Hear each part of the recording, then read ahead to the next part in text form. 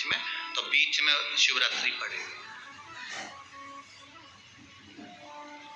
इसलिए उस कथा का नाम पतालेश्वर शिव महापुराण की कथा रखी है।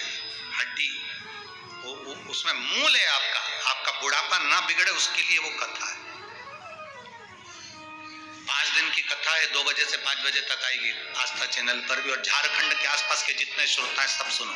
जमशेदपुर में काजू बागान में वो कथा होगी, बड़े प्रेम से।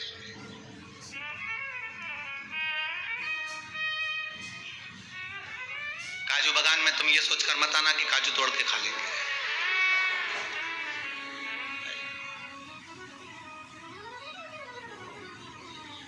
दिल से सुनो उसको। पतालेश्वर शिव महापुराण की कथा। कुछ जगह ऐसी होती है उस कथा का मूल, जैसे 7 मार्च से 13 मार्च की सीहोर कुबेरेश्वर धाम की कथा जरूर सुनो। मौका मिल जाए तो 5 माताएं, भाई लोग, बहन लोग जो भी हैं, जीजा जीजी, सब कथा में पहुंचकर उसमें सेवा भी करो और कथा भी सुनो, दिल से सुनो।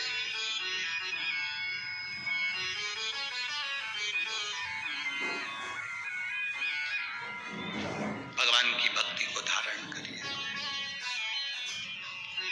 मानधाता ने बालू का शिवलिंग बनाया, पूजन करना प्रारंभ करी, गंगा जी का जल ले जाकर चढ़ा देते।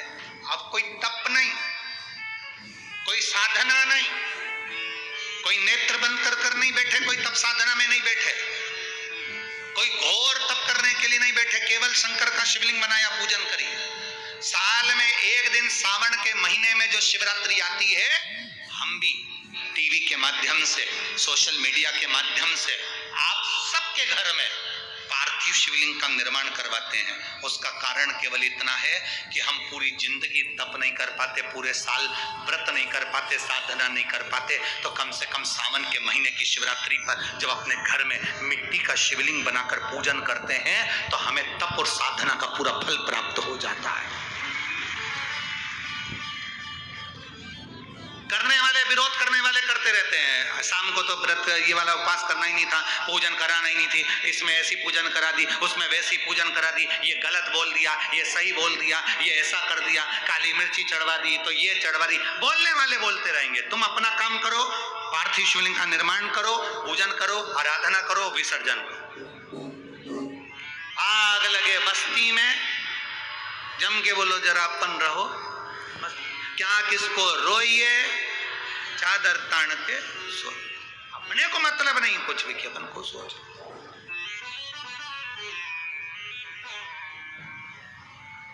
अपनी जिंदगी का सार्थकता से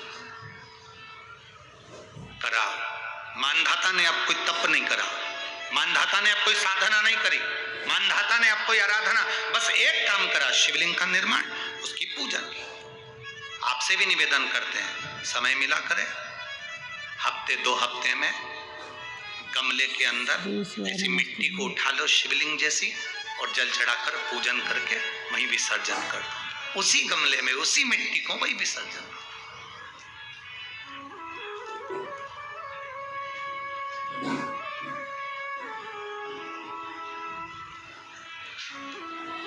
प्रयास करो, उसका फल मिलता है। शंकर भगवान प्रकट हो गए, कहा क्या चाहिए तुमको, मांगो। अब मानधाता ने मांगा कुछ नहीं। मानधाता ने कहा कि पहले तो मैंने जब तप करा, साधना करी, आराधना करी, तब तो मुझे आपका दर्शन नहीं हुआ, और अब आप मेरे सामने आ गए तो मैं मांगू, ये श्रेष्ठता कहाँ है? अब मैं मांगू, ये श्रेष्ठता कहाँ है? मुझे मांगना नहीं है, कुछ तो मांगो। नहीं, मानधाता ने कहा बस इतनी कृपा करना, प्राण छूटने का जब समय आए तो मेरा शिव सामने हो और मेरा ये आत्मा, मेरी जब मृत्यु हो तो ये आत्मा शिव में और कैलाश में विलीन हो जाए, बस ऐसी कृपा कर, और कुछ भी नहीं, और कुछ नहीं चाहिए, बस यही होना चाहिए। उसका जो फल है वो जीवन का एक आनंद सुख देने वाला हो। हमने कथा में कहा था शुरू में, माता क्या होती है? निर्माता।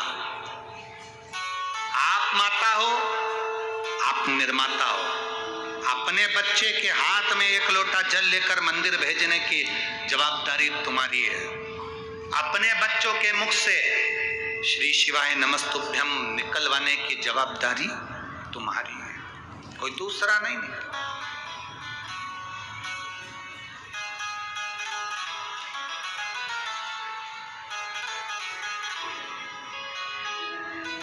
ये जवाबदारी आप शिव पुराण कर रही है।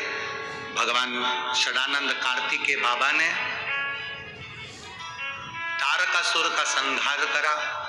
तारकासुर के 3 बेटे थे, तारकाक्ष, विदुम्माली, कमलाक्षकी।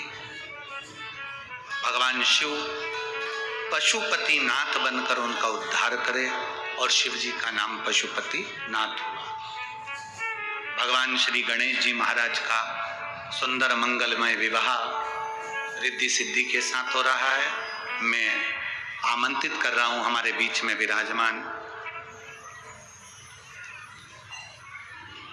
श्री राजा साहेब ठाकरे जी की धर्मपत्नी श्रीमती शर्मिला जी ठाकरे जी को, वो आए और व्यासपीठ का पूजन करें।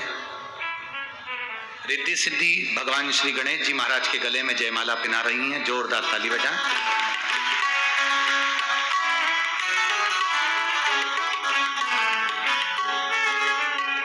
गणेश जी महाराज रिद्धि सिद्धि के गले में जयमाला पहना रहे हैं, जोरदार ताली बजाएं। आप लोग बैठे रहिए, 2 मिनट के लिए बैठ जाओ, अभी बैठ जाओ, जब बोलेंगे तब खड़े हो जाइएगा। गणेश जी महाराज के गले में रिद्धि सिद्धि ने अपनी माला निकाल कर वापस डाली है।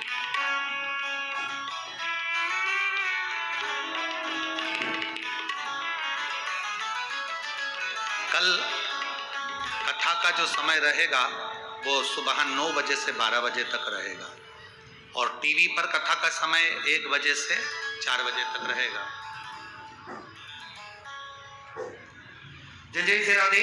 सभी भक्तों को हर हर महादेव साधा जैसे कि श्री शिवाय नमस्तुभ्यम व्यासपीठ को नमन करते हुए हम सबके प्रिय, हम सबके लाडले ठाकुर कल्लू जी महाराज के चरणों में नमन करते हुए, परम सत्य परम आदरणीय विश्वविख्यात पूज्य गुरुदेव के पावन चरणों को नमन करते हुए और आप सभी शिव भक्तों के चरणों में नमन करते हुए सुंदर छठवें दिवस की कथा हम सभी ने श्रवण करी।